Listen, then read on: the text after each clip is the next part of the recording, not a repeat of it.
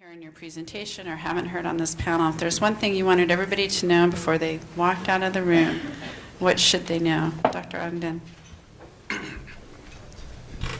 It's fairly straightforward. Just be very open and just know that we're all wired differently and will respond differently, but it doesn't hurt to try.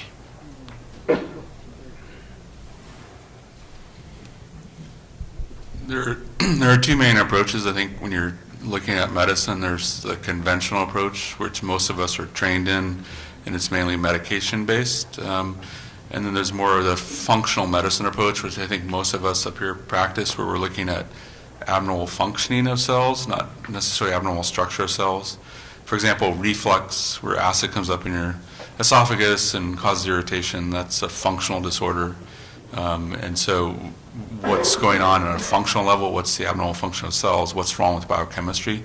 So I think when you're looking for physicians to help you, you want to look for someone who takes a functional approach, who says, okay, why is the kid aggressive? Is the kid aggressive because he or she has reflux, and that's causing him to hit other people? And then if we treat the reflux, maybe that aggressive behavior will get better, as opposed to taking a conventional approach where you say, let's just put the kid on Risperdal.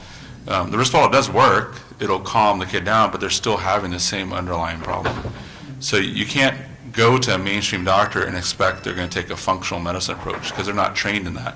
It'd be like me saying, next time you cook brownies, I want you to add these 5 ingredients in and cook them differently. You'd be like, what are you talking about? It doesn't compute. So you have to decide, do you want to take a conventional approach and use medications, or do you want to look more at the abnormal function and try to treat more of the underlying cause? That's what we're looking at. And we don't always find the abnormal cause, and sometimes we do use medications, but we want to search and see, is there something that is causing your child to act that way, and then treat the underlying issue that's present.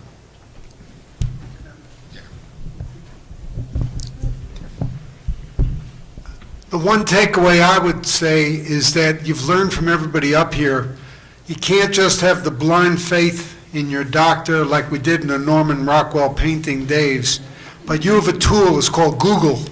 Get on it, no more than your doctor.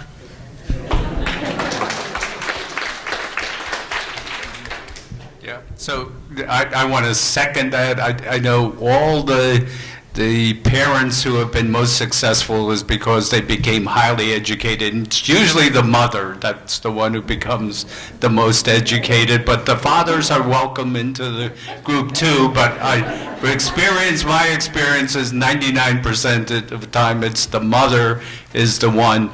And so education is extremely important, and the testing. So all the tests that our company offers are ones that there is a treatment for. We don't do any warehouse testing where, oh, you have this, that's too bad. We just don't do that.